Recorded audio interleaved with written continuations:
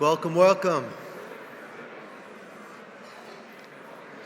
When Michael Krywicki sits down, we will get the program started. Rick, if you and Kate want to come on up here. We're going to get this rolling today. It's great to see everybody. Welcome, welcome.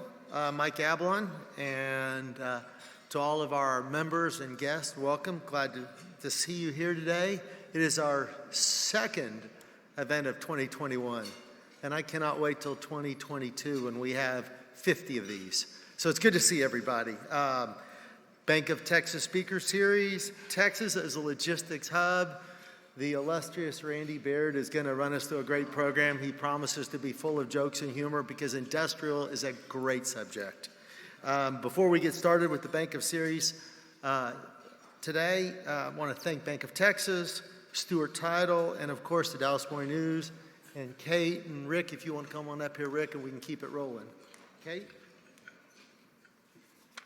Thank you, sir. Good morning, everybody. I'm Kate Cavanaugh with Stuart Title. We're the series sponsor for the Speaker Series, and we are thrilled to see all your faces today. I'm sure people have asked you this before, but just look around the room at the full tables and who's here, and think about where we were just 12 months ago, and it was, as I think my script says, it was a pandemic hibernation. So it's nice to see more than eyes and faces and smiles, and glad you could join Trek this morning. As we're talking about industrial, I want to use, by the way, I got this script 5 minutes ago because I'm really here from Melissa Eastman, who runs our region, but she had something at work. So I'm going to go a little off script so I don't read to you.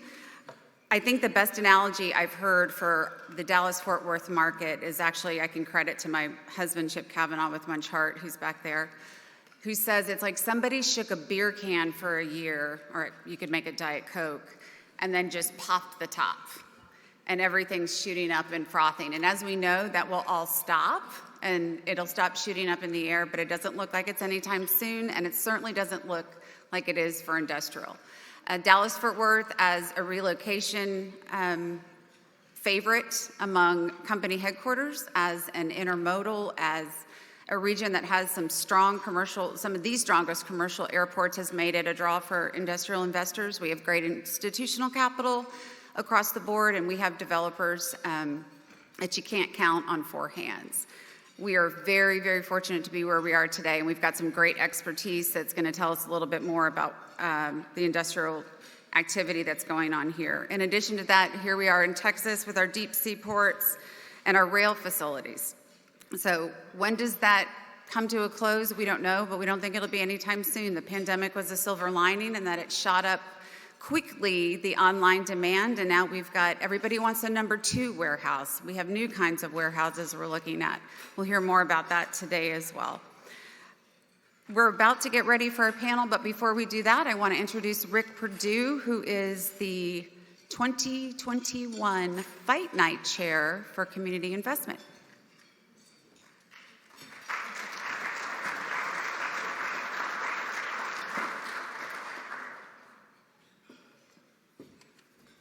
Thanks, Kay. Hopefully everybody in this room knows Fight Night 2021 is on. It's going to be a live event. I got asked that the other day. Is this going to be virtual? But no, it's absolutely going to be live. It's September 30th at the Anatole. And can't tell you I'm excited about that. It's exciting to be back here live again. So very good news. Sponsorships are officially sold out. Big effort there. Thank you. Obviously a lot of people in this room that did that. We've broken the record, all-time record on sponsorship, so fantastic news for Trek. Now that leaves table sales. We have quite a few tables left to sell. I beg you guys, please go ahead and say yes, and then please send in the check for the table. I do think they will sell out. We've got a great table sales group, Chip, and I don't know if I've seen Chase here as well. So if they haven't called you, you'll probably get a call. But if you would proactively reach out to Trek and buy a table, it'd be greatly appreciated. Given what's happened in the last year with the loss of fundraising and the loss of Fight Night and Fall Gala, we really, really need this to be a very successful Fight Night. So again, please be generous. Please say yes to table sales. And when the ALC folks call, please be generous as well. So I genuinely think this is going to be the best Fight Night ever. To Kate's thought on it kind of popping, I think with all the built-up, pent-up demand for getting out and interacting, I think it's going to be a phenomenal evening. So please buy a table. Thank you.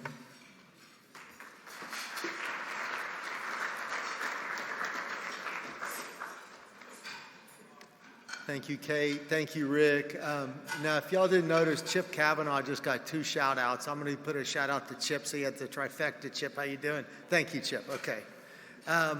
So who here was in the ALC class, not this year, but last year? Raise your hand if you're here. And not that many, but we opened on Saturday, cut the ribbon on the South Point Community Market. It is a food store next to on MLK in the southern sector, and that was really driven by the Catalyst Project and driven by the ALC class of last year. It is addressing food insecurity in Dallas. It was a monumental little task, which leads up to big things. So let's give them a round of applause.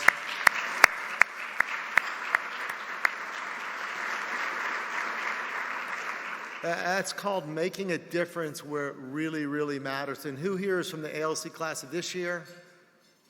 If you're here, we look forward to your project. If you haven't bought raffle tickets, there's one in the back. Get that hand up. There you go in the back. Please buy raffle tickets. And Rick, did you say September 30th? Was that the date, September 30th? I think I heard September 30th. Was it September 30th? Boys and girls, September 30th, Fight Night. So I'm Mike Ablon, and that's all you really want to hear from me, but I got a few more notes. Again, thank you to Bank of Texas. Thank you to Stewart Title. Thank you to Dallas More News. And ahead of time, Randy and the panel, thank you for bringing your wisdom, your thoughts to today about what you're going to speak about. It's quite important. Prior to the dislocation that happened last year, with the pandemic, Dallas was clearly on a searing path in the industrial market, leasing, construction, and as everybody here knows from your personal experience, we bought even more online. That didn't start e-commerce, but it clearly showed us a large portion of what e-commerce can do and how it will affect our lives, and that really brings you back to the industrial sector, and it really further ignited a piece of our real estate and economy that was on fire. And as we joyfully emerge from COVID, we're going to see that continue on. That's unquestionable. It's going to be a growing sector in the commercial markets and a growing sector on how it affects our lives. So really excited about having this discussion today. It's quite relevant. Production and manufacturing hasn't just traditionally led to industrial. It's also a forerunner for what's going on in our broader sector and in our community, in our city.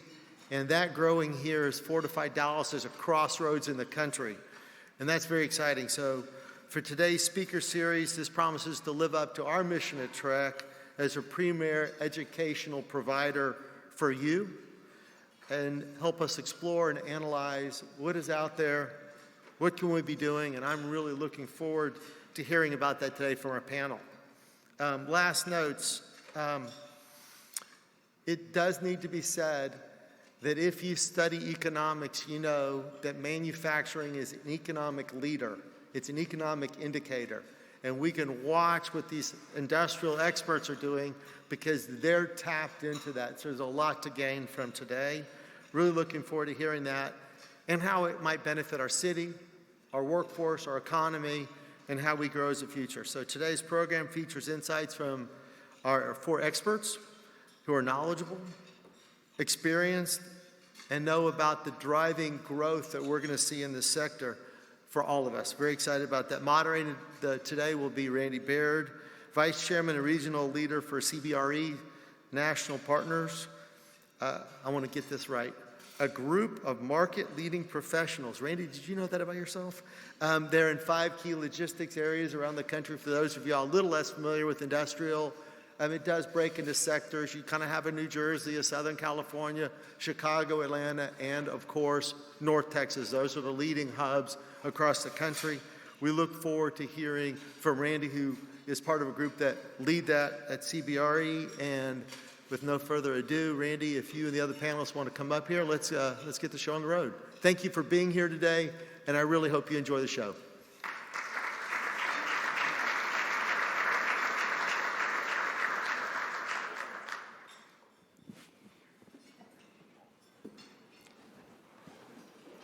I had to stave off a panelist revolt earlier this morning when we found out there would not be a table here and we couldn't wear our COVID pajamas. But who wears pants anymore? So it really is good to see everybody in a room together like this coming out of the pandemic. I don't think any of us envisioned that our first time in the room would be up here in the king and queen chairs, but we are all excited to be here with you today. And it's my pleasure to welcome you to the Bank of Texas Speaker Series event. And today's topic, as Mike has mentioned, Texas as a logistics hub. The industrial and logistics sector in Texas and the U.S. in general is the most popular asset class in the world. Fundamentals are stronger than they've ever been in history. And for example, here are a few key national statistics. Vacancy at the end of Q1, 4.4%, never been that low. Nationally, and this is important to all the developers in the room and others, asking rents finished Q1 with a year-over-year increase of 7.1%, and it's averaged 6.8 over the past 5 years. Combined net absorption in 4Q20, 1Q21, approximately 220 million square feet. That 6 months represents a full year in a very robust period leading up to it. Now, 44 consecutive quarters of positive absorption across the U.S. Dallas-Fort Worth was the top market for net absorption in Q1 at 10.3 million square feet.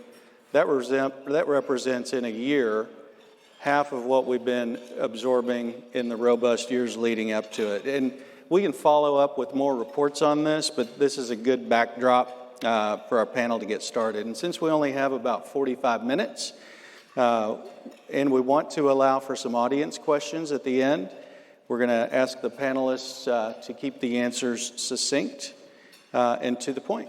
So, and I'll give a brief introduction of the panelists here today. Now, we do have an exceptional panel.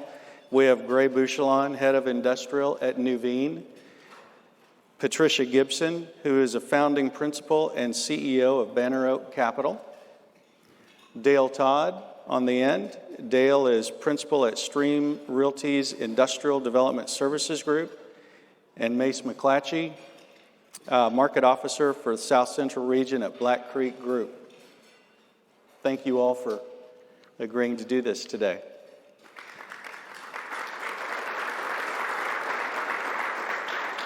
So let's get started.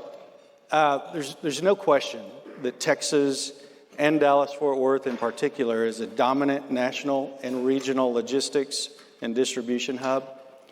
Dallas-Fort Worth is blessed with rapid population growth, a central location in the U.S., and a robust logistics infrastructure. So let's discuss how these features impact our market in DFW, and I'll start with Pat.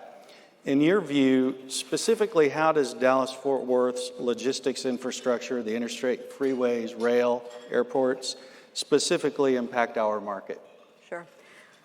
Well, Randy, I mean, as you mentioned, there's a number of things from a macro perspective that are extremely favorable in Dallas, as it's home to over 20 Fortune 500 companies. It has, as you mentioned, a very pro-business environment and central location, and then just a growing population of millennials who are driving a lot of e-commerce. But what people don't realize is how robust the transportation network is. And as a result of that, many firms do view DFW as a place where they have to be from a logistics perspective. And so you start with our airport. I mean, it generates $37 billion of activity on an annual basis. It is, again, as a result of the central location, you can be in all the major markets, including the coastal markets, within a 3.5-hour period of time. And it's the 9th largest cargo airport. And so firms really view that they need to be here if they're going to be relevant in the industrial sector. When you look at rail, we have 3 major rail lines, and those can get goods anywhere in the United States within 48 hours. And so, you know, again, a real positive. And then finally, the highway system is extremely strong. We have an international port and an intermodal terminal that allows access to the ports of LA and Long Beach. So when you sort of marry all that, it's just such a great story. Yeah, it is, and thank you for that. And Grace, similarly, if you can share your view on the impact of Dallas-Fort Worth's central location in the U.S., maybe dovetailing with Pat's comments, and our rapid population growth, how are these factors impacting our market?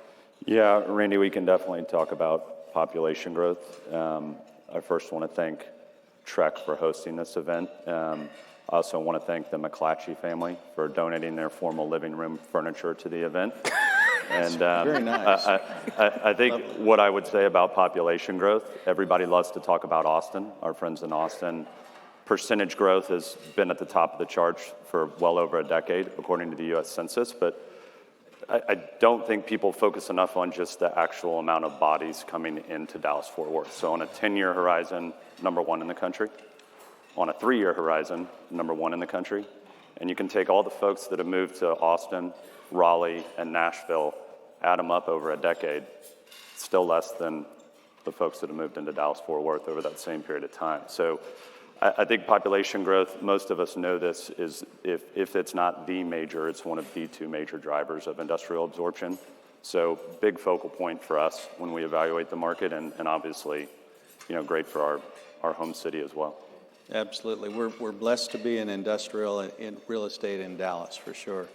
And so, Mace, with all of these positive influences on our market, what does it mean for tenant demand? We know that it increases tenant demand, but just in terms of industry served, building type sizes, suite sizes, building specifications, what is the impact of all these demand drivers on those needs? Yeah, great question. I think all of the above has to go up. I think you've got people who are, with the population and infrastructure, just demand. I mean, we all know the absorption statistics. We all know people are moving here. It's creating, you know, growing industries, you know, citywide, nationwide. I think we're seeing tenant demand across a wide, you know, array of industries. It's not just Amazon. So we're seeing activity in, you know, we've developed some buildings and own some buildings that can demise down as little as 20,000 feet. That's very robust right now. We've got buildings as big as 1 million feet, and that activity is strong as well. So I think across the spectrum right now, everybody's active. Everybody's trying to capture, you know, their market share of this demand. So I don't see really any industrial space that's not seeing robust demand right now. All shapes and sizes. And Dale, you have a lot of experience in multiple markets across the country. Based on the influences and the impacts that we just discussed, what are the sort of the differences and similarities between Dallas-Fort Worth and other regional or national distribution hubs like, say, Atlanta, Chicago, Northern New Jersey, Inland Empire, and so forth? Sure. First of all, so good to see everyone. I was done with Zoom panels, so it's nice to have one in person. Yeah, the big five, among the big five markets, I think, Dallas and Atlanta kind of stand out for the population growth story that overlays the logistics story that Graham Pat mentioned. I think if you look at the top line demographics of, say, Chicago or LA Metro, or even New York, New Jersey, you don't see that population growth overlay. And the reason why that's significant is, in those two markets, Dallas and Atlanta, that population growth includes a big chunk of that e-commerce target demographic. And so I think that's where you're seeing a lot of the, outsized absorption, especially post-pandemic with the demand for e-commerce. LA and New York Metro are much more kind of port-driven, big populations in place, big e-commerce target markets in place. So those markets are for sure significant, but they're more pure logistics in terms of their demand profile. And in Chicago is interesting. It's got a little bit of the inland port dynamic like Dallas, not so much the population growth story, but people need to be there because the labor is there, the infrastructure is there, and it's just a lot of investors have an interesting love-hate relationship with Chicago, where every now and then they don't like it, but they have to be there. It's a critical market, and we all need to play there. Thank you. I'm going to toss it back to Gray. In your long and distinguished career, while we're throwing out compliments, have you ever seen the fundamentals and the key metrics be this strong? And how long can it last? Well, thank you for the compliments. I think Don't your let the necktie gray hair looks great. deceive you. I would tell you that it's never been as strong fundamentally as what we're seeing now, and it's really not even close. When you look back to the last period of really sustained growth and strength in the market, that might have been that 06, 07 arena, and you had a different driver behind a lot of the absorption.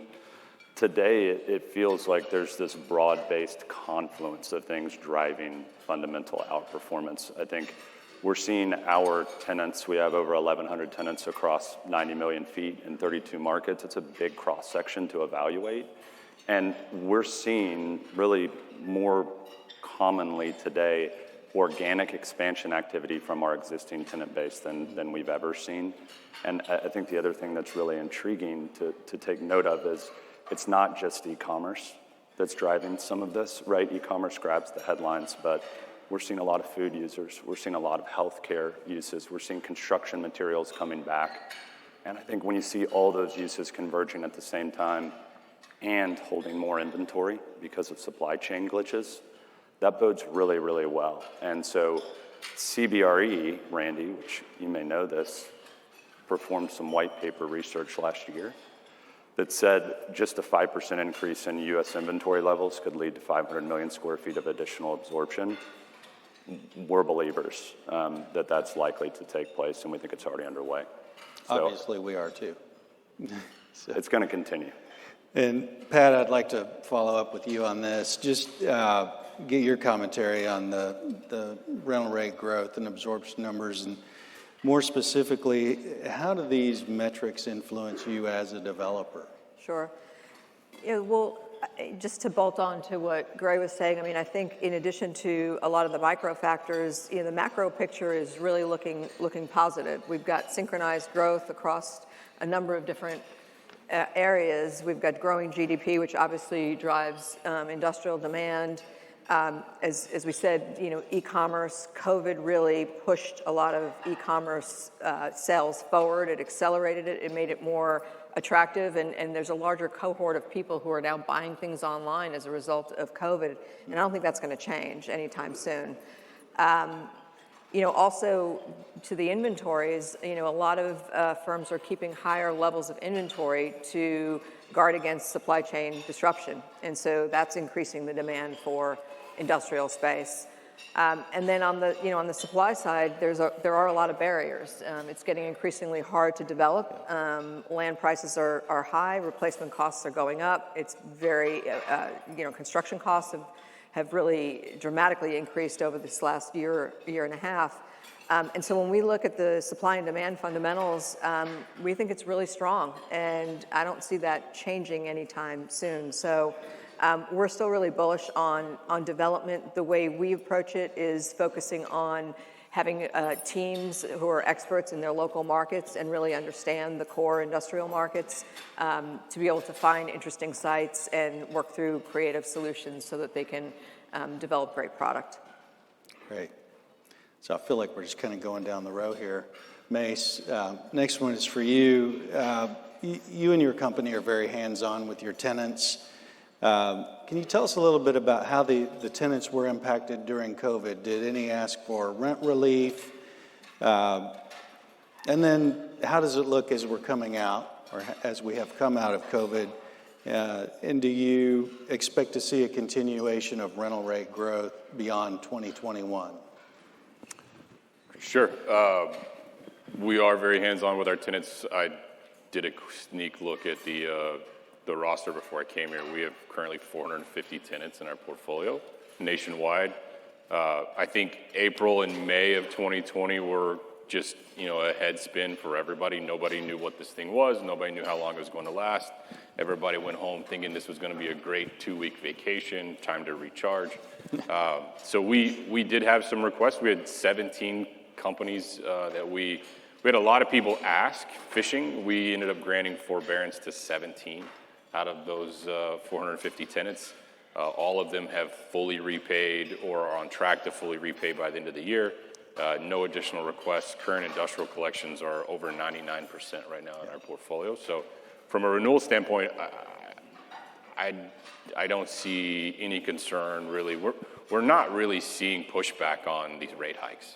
I mean, there's some complaining about it and some disbelief, but at the end of the day, you very politely say, look, we understand your concern. We understand rents going up. We get it. We're all doing right by, our investors, and you're doing right by your company. We encourage you to go see the market and see what's available for you, and, let's have a conversation later. So we're seeing renewal activity actually try to get well in advance of the expiration date, which is an awkward conversation when you're telling a broker that calls, like, I'm not ready to talk about that. 12 months ago, 18 months ago, I think we would be addressing, expirations 9 to 12 months in advance. And now we're seeing rents grow at such a rapid pace, and, the availability of competitive space, at least to, what our portfolio is so, limited that we are being very patient. Thank you, Mace. And for Dale, Stream now has industrial developments all over the country. If you could just kind of tell us about your top markets, and are you focusing on light industrial or bulk and seeing better results in one area versus the other? Excuse me, still getting the rust off here. Light industrial versus bulk. I don't think we really have a preference. We'll build whatever we could lease and sell, pretty much. Yeah. And there's demand. Depending on market, it's obviously market driven. Some markets skew one way or another. But no, we'll do it all. In terms of target markets, for Stream, the big five, except New Jersey, immediately are probably our main focal points.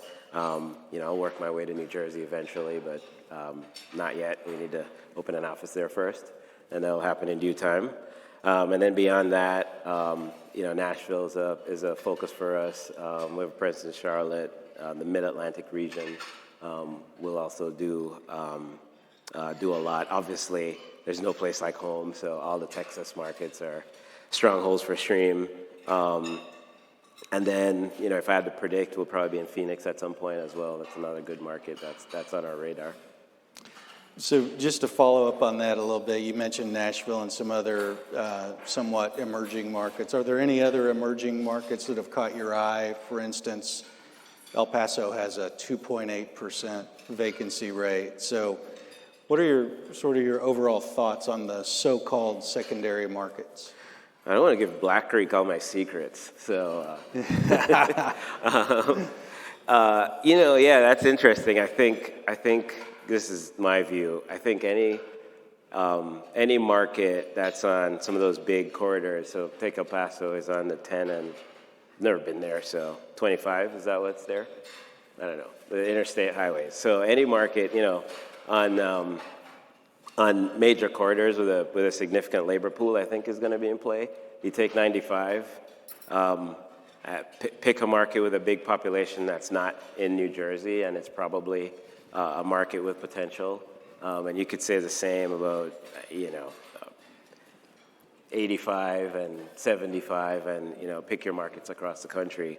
And so that's what I'm doing. I'm looking for places like that. There's it's a competitive bidder pool out there for land.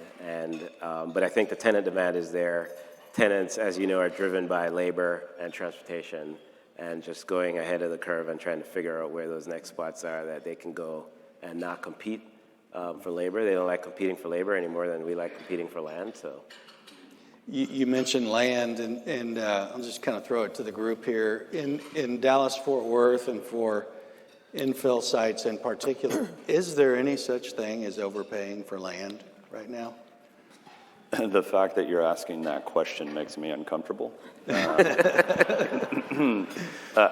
Look, like infill sites that are highly desirable and zoned appropriately are going to continue to be, I think, a focal point for development going forward. And I think historically they may have been too granular for some developers to focus on, not to mention the hair that exists around entitlement.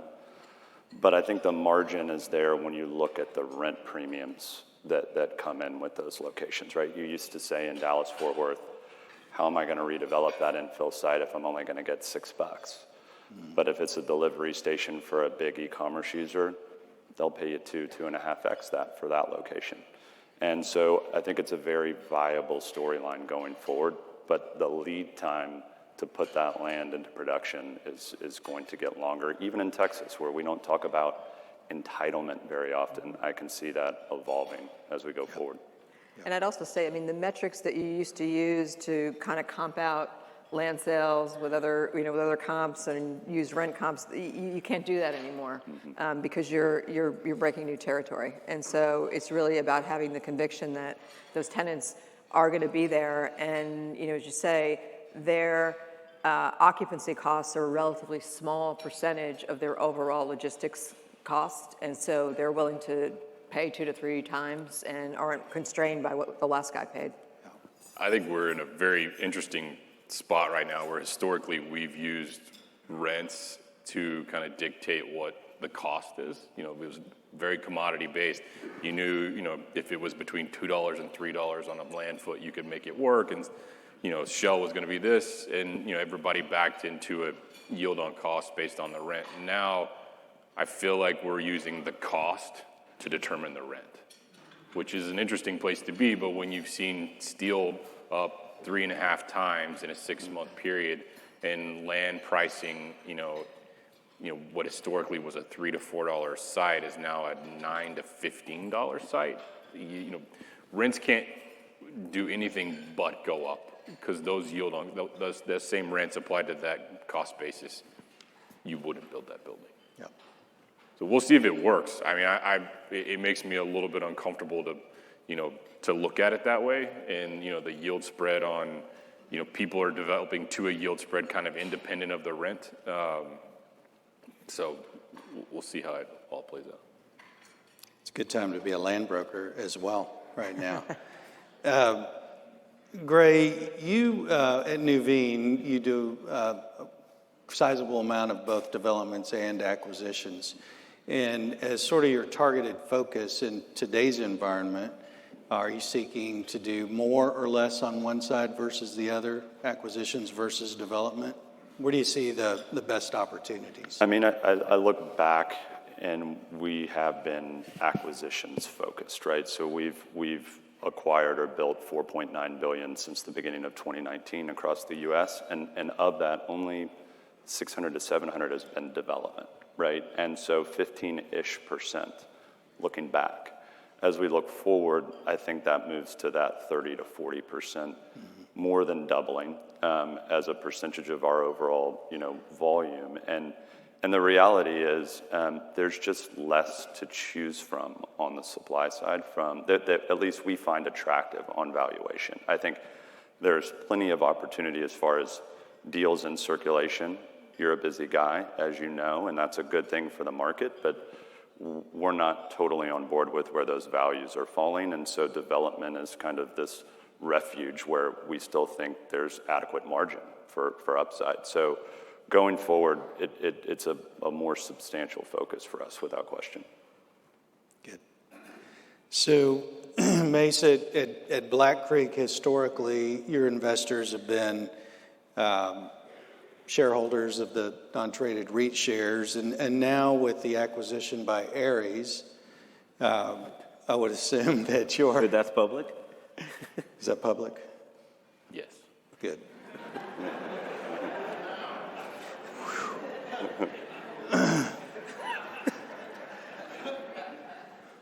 You learned it here. Yeah. Late breaking news.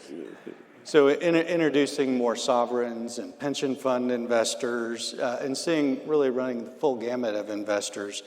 In your mind, what do you think makes industrial real estate one of the most preferred investment options in the entire investment universe? The entire investment universe, I don't know. I think what people have historically been drawn to industrial is kind of kept it a best kept secret. I mean, it's typically low cost of rollover. People can understand just the economic engine that is the United States and all those things we've already talked about, population growth, infrastructure. So it's definitely not sexy. We don't get to see a lot of these beautiful office buildings with cafeterias and all these amenities. But at the end of the day, in my mind, it's just a very solid investment for people to build their portfolios around.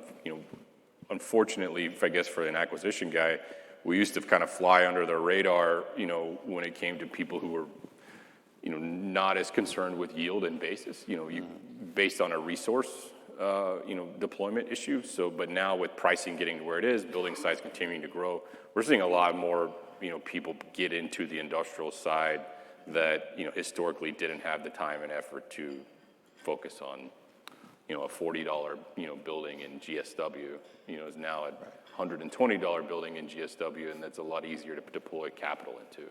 So, I think it'll always be a favored asset class. Again, it doesn't make a lot of headlines, although with e-commerce and the, presence of Amazon, it's getting a lot more attention and makes a lot more headlines these days.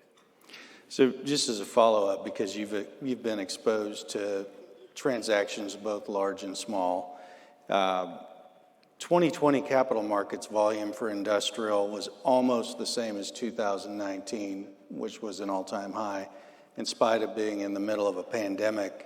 Do you think that was because of large portfolio sales or more one-off type transactions? Do investors enjoy the ability to acquire mass in one fell swoop, or piece them together more like you were doing and continue to do at Black Creek? Yeah, I think you could answer that question better than me. I mean, we do both. We do both style transactions. I think we did a lot more volume in 2020 than anticipated on a one-off sector. We got the chance to really, focus on, I'm not going to say we were an early mover because it was, such a short, condensed period of time where everybody was looking around at each other going, what is this? But we, immediately started looking at our best-in-class buildings, best-in-class locations. If there is any sort of arbitrage, let's capture it now. So I think it was probably both. We definitely got accustomed to seeing 3, 4, 6, large-scale transactions. I know you guys are working on a handful yourselves. It feels like 2015 was the record for that, and then 2019 was another big year with Liberty and IPT and some of these others. So I think we'll see both. I think, in order to really capture value, when I first got in the industrial business, not a lot of companies had a presence in Dallas. They would cover it from the East Coast or the West Coast. And that became very inefficient, and then people started diversifying and putting offices in Chicago, in Dallas, in Denver, so that, real estate still very much is boots on the ground, and if you know the brokerage community and the development community, you feels like you have a leg up, unless you're, as opposed to just sitting there on the coast waiting for the phone to ring. So I think we'll continue to see large companies do smaller and smaller deals historically compared to what they've done. And that may be a guy who would only do a $100 million deal, which we didn't see very often in Dallas, Texas, will now do a $50 million deal, which, from a square footage standpoint is substantially less than what he or she was doing 4 or 5 years ago. Right. And just to be clear, we like transactions of all sizes. So, Pat, it's no question we've continued to see cap rate compression going all the way back to 2012, and cap rates can vary by geography and say Class A versus Class B. But do you expect to see continued cap rate compression? Well, you look at, we're obviously in a very low yield environment and continue to be. I think what's been driving the incredible cap rate compression that we've seen is just capital flows. There are just so many investors that are looking for income producing assets, and there's just a dearth of opportunity there. And then you combine that on the industrial side with just the tremendous desire to be in that space. And it's hard to accumulate industrial, as you know, and that's why a lot of these portfolio transactions are taking place. And so, there's just capital all over the globe that wants to be in and have access to industrial pipeline, and I don't see that stopping. I would expect that cap rates could drift even lower. We were just talking before we started, Gray and I, about a transaction that it just had a large transaction, had so much interest, and for not B plus or B minus quality, still getting on a overall basis relatively low cap rates. And so I don't think they're going to go much lower, but I don't see them popping up anytime soon. I'm just glad that I got to ask the question instead of answering it, because I've been wrong for the last 5 years. Okay. So now I can be wrong. And we continue to be surprised to the upside every day. So, Dale, I'd also like to get you to comment as well. Maybe elaborate on the spreads between the yield on cost to derive the lease rate and the exit cap rates, how this very low required yield on cost is impacting your development pro formas. Yeah.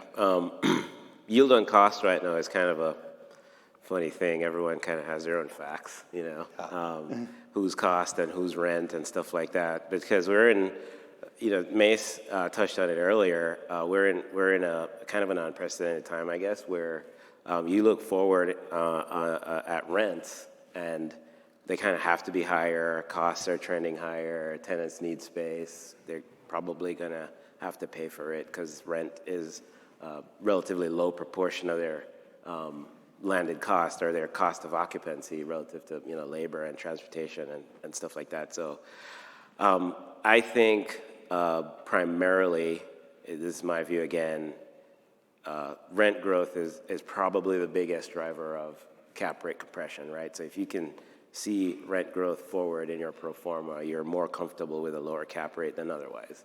And so if there's that rent growth and cap rates trend lower, then yeah, land prices are going to go up because we could build to not tighter spreads, but we could build to lower returns on costs, and we can expect higher rents and stuff like that.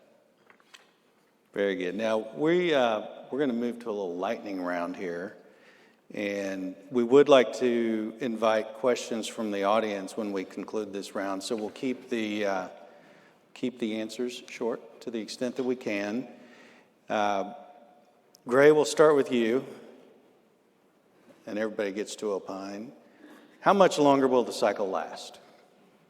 Is that a version of the what inning we're in? No. It's a soccer game. I want to answer succinctly. That's challenging, so here's what I'll say. industrial's run will end when the macroeconomic run ends. So don't bet on industrial to overheat before the macro economy overheats. But, you know, if you believe inflation is transitory, good for you. And if you don't, watch interest rates, because everyone talks about rent growth and all these other things that contribute to low cap rates, but you can borrow at 1.6% floating right now. That contributes. So until those go up, the party continues. Pat? Yeah, I mean, I would agree. I think the main thing that we look at again is the fundamentals, the supply-demand balance. It feels really good, and we don't see that changing. And then on the macro, front, to your point, everything's driven by the macro economy, but I think industrial will be particularly resilient. So I don't know. I think it's got a few more years to go. Mace, I'm kind of hoping somebody puts a number to this so we can judge you in the future. I'm hoping in the example that Melissa gave earlier about the beer can, that somebody didn't drop the beer can, they kicked the keg over, and it's just going to keep spinning out into perpetuity. But I mean, I don't disagree with anything that they say. I mean, it's hard to, I was a part of a company in 2015 that, completely liquidated its entire portfolio and platform thinking that we were at the peak. Mm-hmm. Really great decision. So, we all sit here and, we're looking at the same fundamentals that everybody else is. I would say where we are now from a equilibrium standpoint is so much lower than where we were in, before the financial crisis. I mean, people would hit sub 10% vacancy in Dallas and fire up the development machine. Well, now, we have 30 million square feet plus or minus, under construction, most of which is pre-leased. Absorption is at all-time highs. But we're at sub 6% vacancy in certain parts. And we have certain markets like I cover Salt Lake City. Salt Lake City's vacancy, which is growing tremendously from a population standpoint, is sub 3%. That's just, you got a long way to go before it becomes a tenant's market again. So I don't think the music will stop based on oversupply and, real estate fundamentals, like we're expecting. It will be some sort of, we didn't see that coming like antitrust laws at Amazon or something like that. Yeah. Still looking for a number, Dale? 10 years. That's what our performance is. Is that a popular answer? Yeah. I think we're in the middle of a secular trend in terms of the drivers of industrial demand. And so I think we're probably a little bit decoupled from the macro picture, as we would have seen in the pandemic.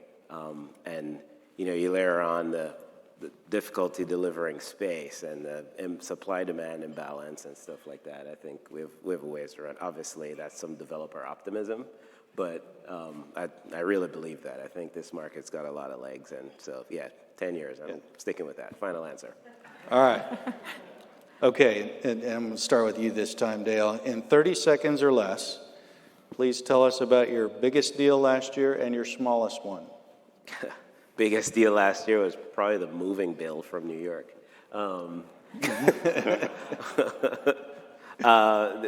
I don't think I did. So before joining Stream, I was at JP Morgan, and my biggest deal was probably, launching the sale of the Crescent office building, something like that.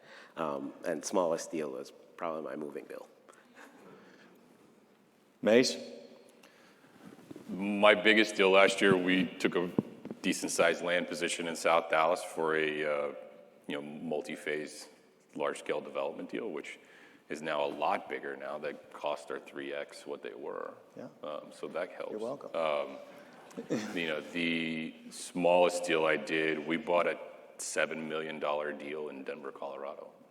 Which that's the type of reach that we're all looking for right now. Is how do I get yield? I mean, that was an off-market transaction with a good tenant and a really good infill location. But was it a good use of our time and resources? Probably not. But it was fun. Felt good. Yeah. Right. Good practice. Worth more now.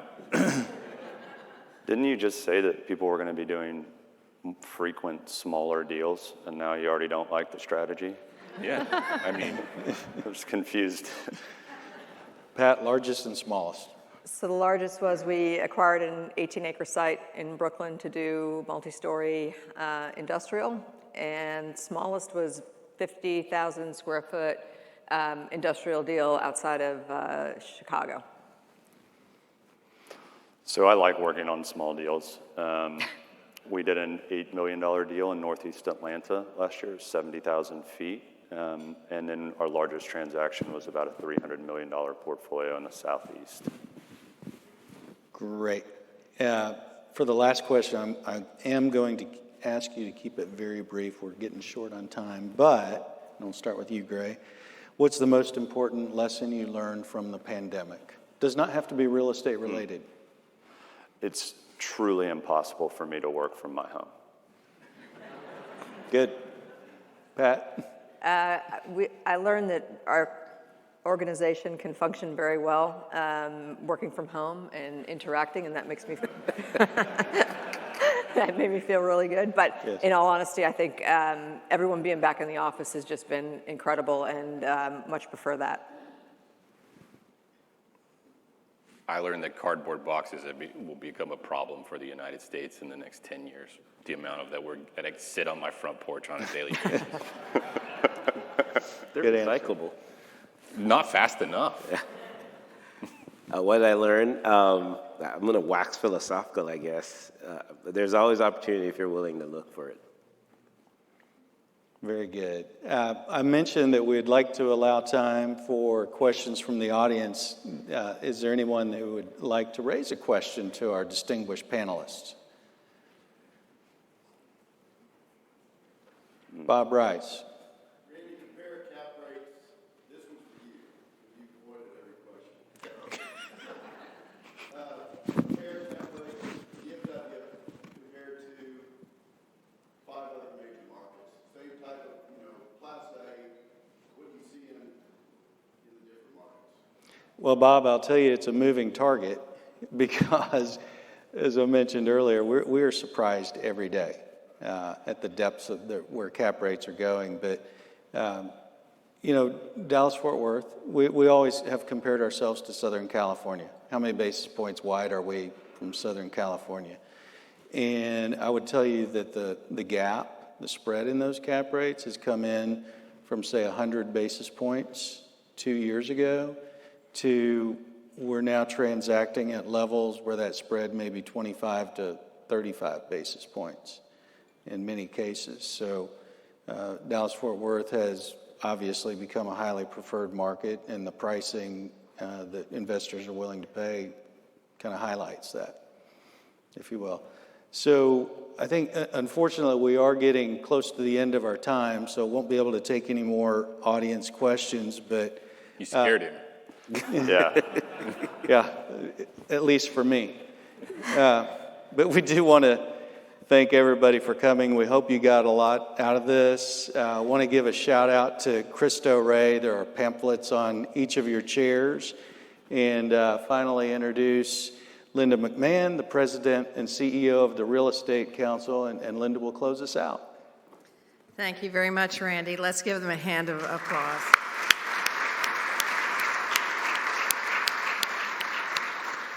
Who knew guys in industrial were so funny? And other than the joy I feel every time I come home and there's a box on my front porch, it was really a great, entertaining conversation today. So thanks for that. I appreciate that.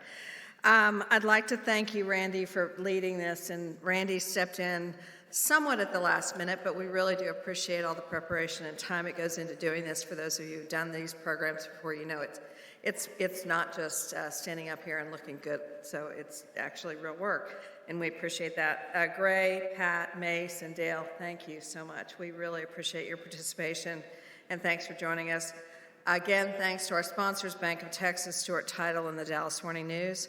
I know a lot of you are taking a little time off this summer, and well-deserved, because it's exhausting to be working from home, but now most of you are coming back in the office like we are. We are back in the office full-time, And we're super excited about that because while we did function, and I think we did some great things this year, even though we were working remotely, it's nice to be able to look at everyone in the office and to see all of you coming through our office as well. Don't forget Fight Night. What day, Rick? September 30th. ALC class members who are here, stand up if you want to sell a raffle ticket. They're in the back. They will be happy to sell you a raffle ticket, $25 or $5 for $100. And they want to crush last year's class in terms of competition. I know they're here, so thanks for doing that. And I hope you all have a great summer. We will be back on September 9th in this room with another great program. Thanks to Matt Ballard and his committee. And thank you, Mike, and everybody else who's here. Have a great day.